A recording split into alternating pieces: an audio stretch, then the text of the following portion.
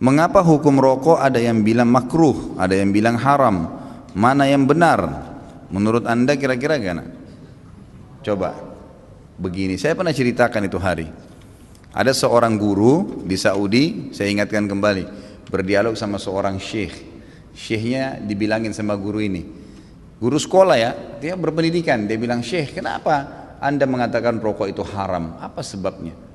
Kata syekhnya, sementara dalam Al-Quran tidak ada dalil menyebutkan rokok secara khusus, nggak ada. Kenapa harus dibilang haram? Kata syekhnya, kau makan apel? Dia bilang iya. Kau makan jeruk? Iya. Baik, ada nggak disebut dalam Al-Quran apel sama jeruk?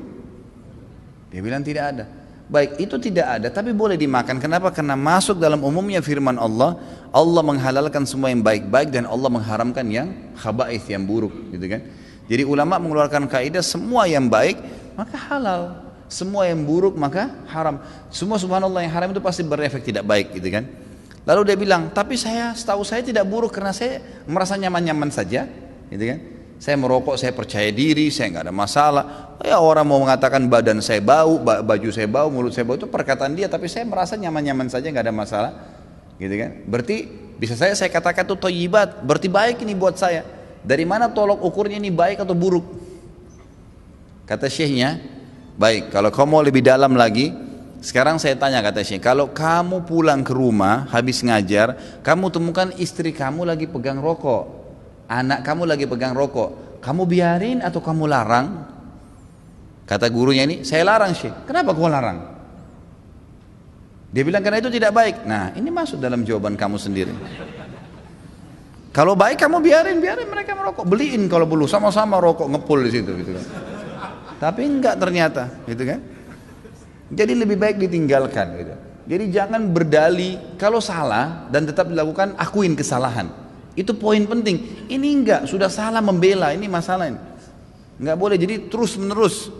Kadang-kadang subhanallah ada orang juga supaya dia tetap dalam mempertahankan kesalahannya, mencari orang yang lebih buruk, gitu kan. Ada pernah orang bilang sama saya, Ustadz saya baik Ustadz, kayak sholat saya masih jaga sholat maghrib, teman saya dan tidak sholat sama sekali. Jadi patokannya yang lebih buruk, supaya yang dia tinggalin 4 waktu sholat itu mending, nggak apa-apa gitu. Bukannya dilihat orang yang sholat lebih banyak, ini nggak boleh sebenarnya, gitu kan? Allahu alam. Jadi kalau kita lihat, kalau dikatakan memang kategori ulama di Indonesia, kalau di Timur Tengah saya nggak pernah temukan ada ulama menghalalkan rokok. Di Indonesia ini karena kiai kita terlalu murah gelarnya, ayahnya kiai, anaknya jadi kiai, bisa ceramah berapa kali atau pulang haji jadi kiai juga. Ini luar biasa ini. Saya mohon maaf, bukan menyombongkan diri sama sekali. Saya subhanallah berapa kali ketemu dengan orang-orang kiai. Kiai ini, saya kalau ketemu subhanallah seperti kalau antum ahli listrik misalnya. Kemudian ada orang datang ngobrol masalah listrik, dia nggak ngerti.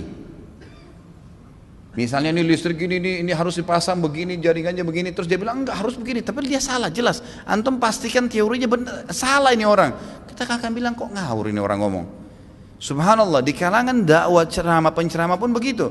Saya heran dari mana gelar-gelar kiai bisa didapatin nih gitu.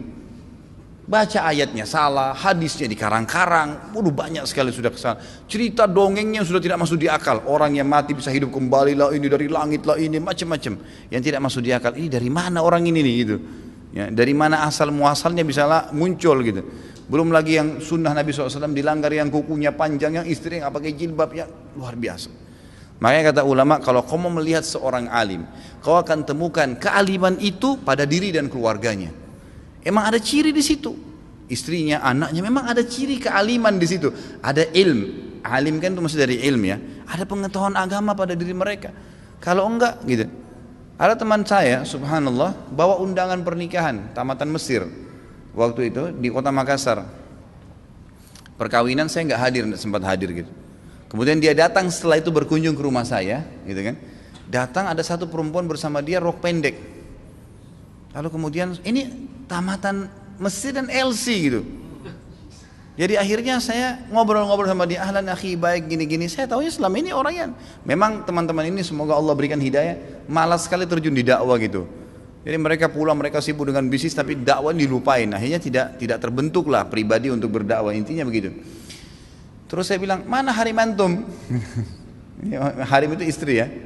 Oh ini dia dengan malu nunjuk ini di sebelah gitu. Istri antum ini Masya Allah. Semoga Allah kasih hidayah ya. Jadi bisa, kenapa nggak nikah dengan wanita yang berjilbab banyak, kesian ngantri, gitu kan? Ngapain harus ngambil orang yang tidak? Ya susah, jadi PR lagi ya. Tapi Allahu alam, ya masing-masing orang punya cara ya. Jadi kalau kita temukan teman-teman kita yang bergelar kiai ini yang memakruhkan rokok karena dia masih merokok, gitu kan? Emang begitu. Ya semoga Allah kasih dia.